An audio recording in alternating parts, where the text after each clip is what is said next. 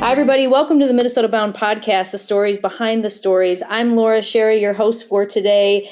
And as many of you know, the Minnesota Bound family are big advocates of getting kids into the outdoors. Introducing kids to the outdoors is very important.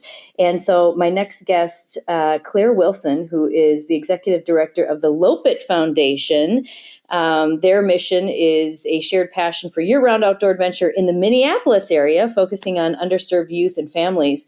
And so I'm excited to chat with you, Claire, today about the Loppet Foundation and some events that you have coming up today all around getting kids in the outdoors. I'm so excited to be here. Awesome. Can you fill us in a little bit about what is the Loppet Foundation and how it started and what is your mission behind it? So you stated our mission just perfectly. We are a nonprofit located right in Theodore Wirth Park, so in the heart of Minneapolis, where we hug the north side of Minneapolis as well as many neighborhoods to the south. And we are uniquely situated to provide outdoor adventure and learning to youth and their families. So, and that is our mission, and that is what we do. So, we are in a very unique public-private partnership with the Minneapolis Park Board, such that we operate the adventure areas of Theodore Wirth Park. So, the mountain bike trails and the cross-country ski trails, the hiking, the snowshoeing, the snowboarding, all out of the trailhead in Theodore Wirth Park. And really, we are just devoted to getting kids, particularly our North Side neighbors, over to the park, active and involved in outdoor activity, and, hopefully partnering with them to lead to a life of excitement and adventure in the outdoors. That's so awesome. And when was the foundation founded?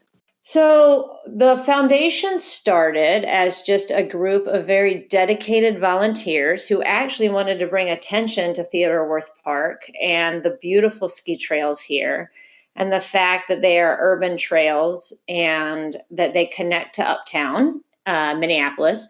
So 20 years ago, that group of volunteers started the first race, the first Nordic ski race, which was a point-to-point from Theodore Wirth to Uptown, finishing on Lake and Hennepin in the heart of Uptown. And pretty much immediately following those races, there was a group of us who were very determined to also offer youth programming. And so we started a really small summer camp right here in Theodore Wirth Park. And then we started to partner with some of the schools to be school-based. And so all of that started 20 years ago, and we are very excited to be celebrating 20 years of the festival this winter. That is incredible. And what are some of the adventures that you do set up for youth and families? So we are in most of the North Side schools where we do, with the elementary schools, we offer cross-country ski programming and some mountain biking programming. And then in the middle schools, we offer a very unique program called the Junior Loppet, which is a year-round free program for middle schoolers. And they essentially are a team that come together twice a week, year-round, to either ski or mountain bike or camp or hike or just do some type of outdoor activity. But really what they're doing, right, is building community with one another and a connection to nature. Then we have high school programming, which also provides people with leadership skill opportunities and sort of learning what it's like to pursue employment in the outdoor adventure space. We employ many kids during the winter, especially to help facilitate the tubing and the snowboarding and to teach cross-country skiing and to be customer service representatives in the trailhead. I love and that. then, of course, we just have adventure camps and year-round opportunities for kids to either be here in Theodore Wirth, or we've also expanded to some parks outside of Theodore Wirth to meet kids where they are. And all of these are fantastic. Do you find, or do you have students that have participated in some of your programs that have gone on to have careers in the outdoor space, either by, guiding or becoming Absolutely. We have past program participants who work for other agencies, like Wilderness Inquiry and other, or REI or Midwest Mountaineering. But then what we love is that we employ a lot of our kids. So, Manny and Holden have gone up through our programs, and they basically run the trailhead in the winter, right, for our customer service folks. And Raekwon Wilson, who was a program participant, actually is now the manager of our adventure program. So we both like to launch kids off into the world, but we also love building community right here. That is so incredible. I think we need to chat a little bit about how special, Theodore Wirth Park is and what a gem of a space that we have that is so close to downtown Minneapolis. I was a downtown dweller for over 15 years. I lived in the North Loop for a long time and I loved it. And one of my favorite places to go was Theodore Wirth Park. And there's so much to offer there, not only from biking to the cross country skiing and skate skiing trails that you have, but also the Eloise Butler Garden, which I believe is one of the oldest wildflower gardens in the country. Is that correct? That's correct. Yes, this park, Wirth Park is roughly the size of Central Park in New York. I know, and I heard that stat, and I keep sharing that with friends of mine about Theodore Wirth Park, and everybody's so shocked to hear how large it is, that it is basically size of Central Park. It's truly a little bit mind-blowing. And yes, that's right. I'm sitting in my office right now looking out over just pristinely groomed ski trails, and I literally am staring at the skyline. It's breathtaking. And every time I'm out on the trails, I just, you round a corner and you feel like you are in the middle of nowhere, and yet you are, the next turn, you're staring at the IDS tower. It's just phenomenal. But yes, Eloise Butler. So we operate all of the adventure activities, and the park board still operates the Eloise Butler Wildflower Garden, which is a gem. It is a sacred space in the cities. Everyone should take an opportunity to go visit there. There's also the Hiking Bog, which is beautiful, and you get a true bog boardwalk experience right here. There's Wirth Beach, which has beautiful swimming and opportunities for boating. And then, of course, there's the mountain bike trails and the ski trails and the hiking trails. We have snowboarding. We have birders who come out, snowshoeing. It really, any nature activity that you can think of, you can pretty much actively do. And no matter where you are in the metro, you are not far from us. No, and you're right about the bird watching. I did a Minnesota Bound episode on getting started bird watching, and we were at Eloise, the Wildflower Garden. And what's so spectacular about that space is when you enter it, considering how close you are to the city, you will shock you on how quiet it is out there. It is truly, the only way I can ever describe it is that it's sacred. You just descend down into this garden, and you would never know you were 5 minutes from downtown.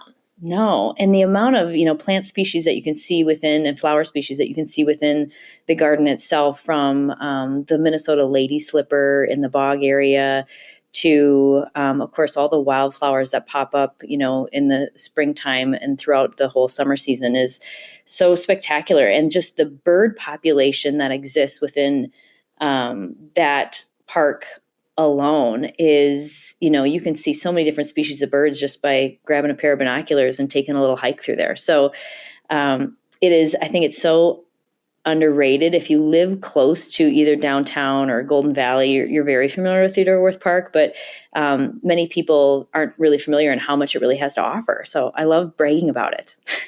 I'll keep bragging. And, we have a restaurant now at the Trailhead. Mill Valley Market is operating out of there. And you can sit on the patio and have dinner and just watch red-tailed hawks circling you, or deer running by you, or the owls.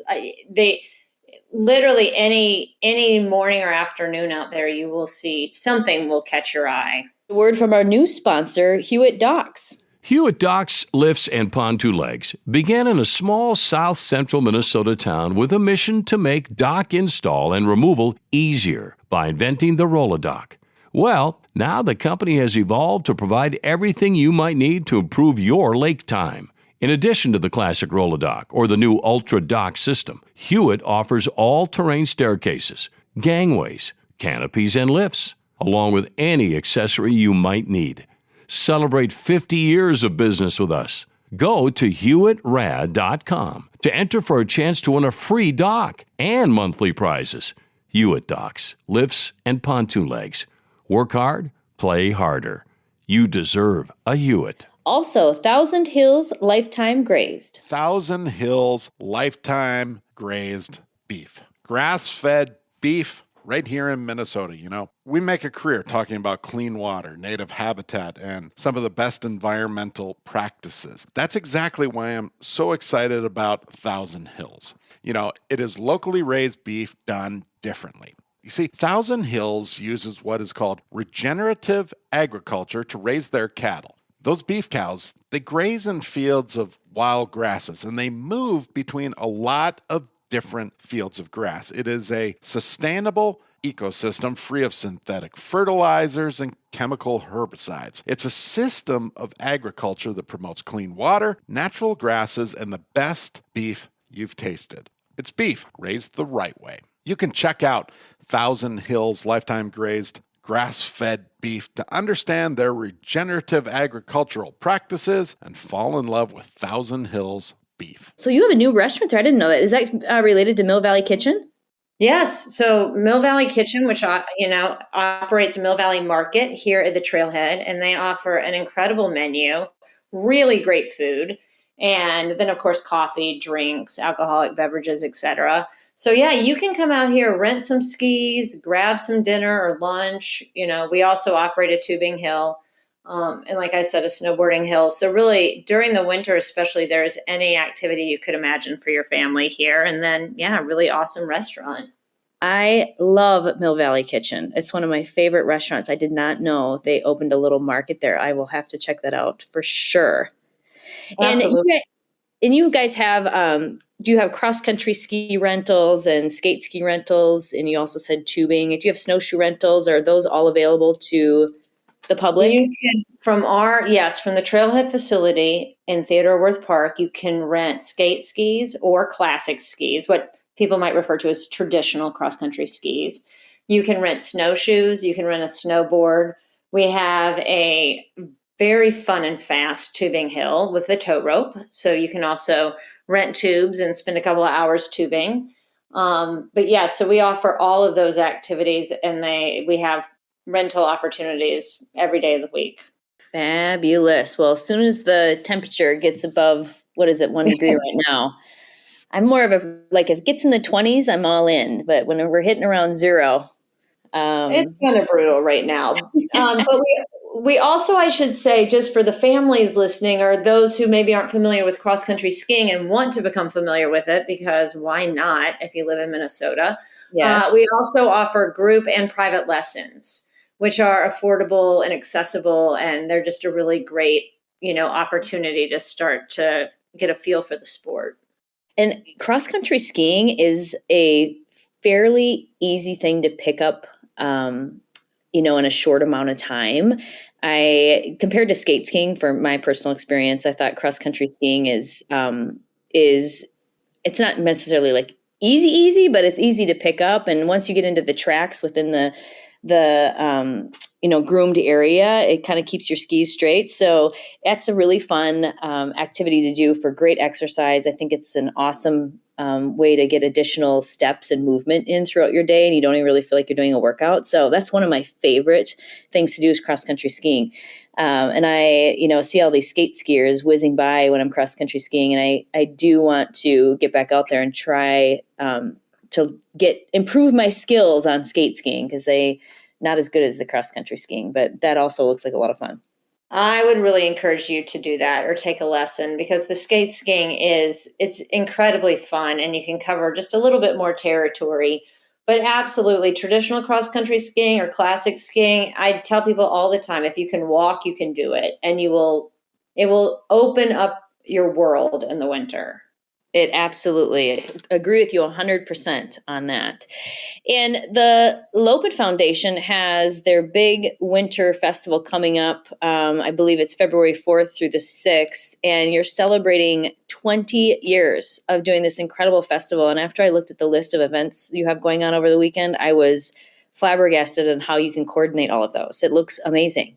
It's a lot to coordinate, but it's a lot of fun. And it's really honoring all of our winter traditions, from snowshoeing to skijoring, which is where you ski with your dog. So if folks are listening and they've never come out to see any of the events, I highly encourage you to come watch the skijoring races because they are hilarious and very entertaining.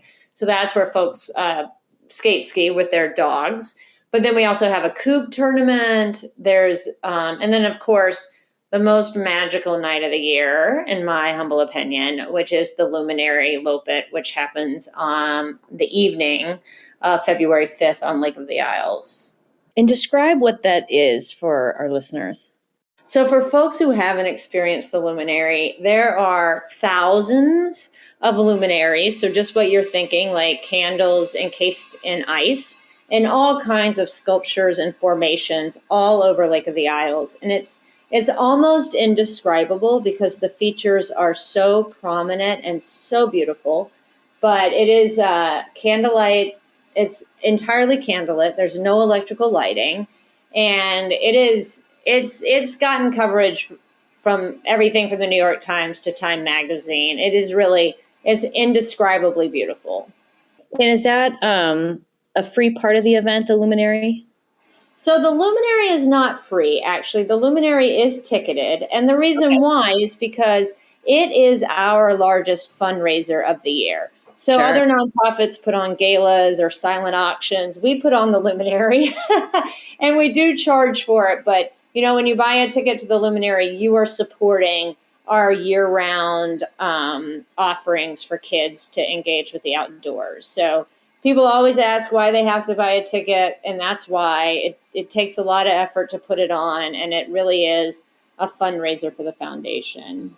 Yes, and not only are you putting a smile on your own face by attending the Luminary Loppet, you're also, able to brighten someone else's day by introducing them to the great, outdoors. So all for a good cause, of course. Now a word from Minnesota Propane Association. The Schara family enjoys spending a lot of time outside. Hence, we care what goes into our environment. That's why we support propane, the energy for everyone. Did you know that propane produces fewer greenhouse gas emissions than electricity generated on the U.S. grid? Propane's emissions are 43% fewer. That's a lot. Propane is clean, dependable, and affordable. Plus, it's produced right here in the USA. Let's all do our part to reduce emissions from our homes, cabins, and businesses by choosing propane, the right energy right now. To learn more about propane, the energy for everyone, go to propane.com.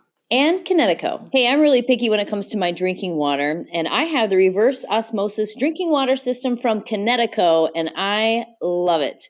It takes out contaminants in the water, it removes chlorine, and most important, it tastes great, which is the one thing I'm probably most picky on is how does my water taste. So having Connecticut also means that I use less plastic water bottles, which we all know is a definite bonus for our environment. For more information, visit Connecticut.com to find a dealer near you. Also, Star Bank. Hi there, Ron Schara here for Star Bank. If you're putting your money into mega banks down the street, who knows where that money's being used? Bank locally. Keep your money local with a community bank that actually cares about you, your family, your business, and your goals. Check out the bank we use at Minnesota Bound. Try Minnesota's own Star Bank. You can find them online at starbank.net. When you call Star Bank, you actually hear a real living person answering the phone. Star Bank has 10 convenient locations around Minnesota to serve you and all the mobile banking products that you need to manage your money. Check out all that Star Bank has to offer at starbank.net. You have cross-country ski races, fat tire bike races, you said ski joring, snowshoe events, and you have many different categories within these races if people want to get involved. So there's races for kids as well as adults. That's right. We work really hard to make sure that if you want to try your hand out at an event or at racing, that you have an easy entry into it. So we have a very fun day of kids races. This is the next generation Loppet. And then we have a 5K race. So if you just want to get a little taste of it. And then, of course, we have our marathon races. So our 30 kilometer races, which are for, folks who are more comfortable on their skis and want to give themselves a challenge. But we do encourage folks who are just beginning, from beginner to intermediate to participate if they're interested. That 37K, what is the course on that? Is that a course that kind of loops around, or is that a start to finish type course? That's a long So, course. everybody keep your fingers crossed that it stays cold and we keep the Yes. snow that we have now. So the race is always the ideal race for us has always been a point to point. So from Uptown to Theodore Worth or from Theodore Worth to Uptown. So typically the race at this iteration of our lives, it starts down near Bede-Madaska, and the Loppet Foundation grooms all winter. We groom Theodore Worth, and then we also groom the chain of lakes. So you can ski from where I am right now in Theodore Worth all the way to Uptown right now if you were so inclined, because we groom trails that link it all the way. So yeah, that 37K is a link from Bede-Madaska to Theodore Worth. And the course is beautiful. You ski the chain of lakes, and then you ski through the bog, you ski through the woods just behind Eloise Butler Wildflower Garden, and then across South and North Worth. So really, it's a beautiful course. How spectacular is that we are able to have courses and races right through almost the heart of downtown Minneapolis, just on the edge of it, in our state, just due to incredible, park systems that we have. I think that's just the coolest. Well, I mean, I have to give a shout out to our groomers, because we have both paid and volunteer groomers who are out every single night grooming those trails on the chain of lakes and at Theodore Worth. And we also groom Columbia Golf Course and Hiawatha. So yes, because of the Loppet, you can ski multiple places in the city. And particularly folks who have access to the lakes really enjoy being able to ski. And this year we've created a separate lane. So now the groomers are going around a couple of times so that we can also provide an opportunity for folks to walk or bike around the lakes too. I love it. And speaking of volunteers, is there a way people want to get involved with the Loppet Foundation or help out in any way or donate? Where can they find more information about Loppet.org. Just visit loppet.org. We certainly need volunteers for the upcoming festival. If racing isn't your jam, there's all kinds of opportunities to volunteer, and opportunities to volunteer with the Luminary Loppet, which some people may really find enjoyable. And then, of course, if you're interested in working with youth, if you want to coach, we are always in need of coaches. We have more demand for our youth programs than we can possibly meet with our current coaches. So we encourage anyone listening, if you have any interest in mountain biking, skiing, even if you just have rudimentary skills in those areas, but you have a passion for working with kids, we would love to get you on board as a coach. Oh, I just love everything that you guys stand for and what you're doing for kids and youth to get them outdoors. And, I always say anytime we can just take a step away from all the technology and things we surround ourselves with every day and get into nature, it's so good for our mental health and wellness. And you guys are doing great work. So if you're listening and you are a skier, snowshoer, fat tire biker, or a skijoer, I suggest taking and participating in the races if you want to enjoy the Luminary Loppet, or just helping out the foundation in general. I highly recommend it. And Minnesota Bound, we will be filming the Loppet Foundation and the Winter Festival coming up the first weekend in February. We'll give the dates for everybody. It's February. I want to make sure I'm going to pull up my calendar so I get this right the first time. February 4th, Friday, which I think is the day you pick up your packets and things, but all the events are taking place on Saturday and Sunday, the 5th and 6th of February. Is that right? That's right. Awesome.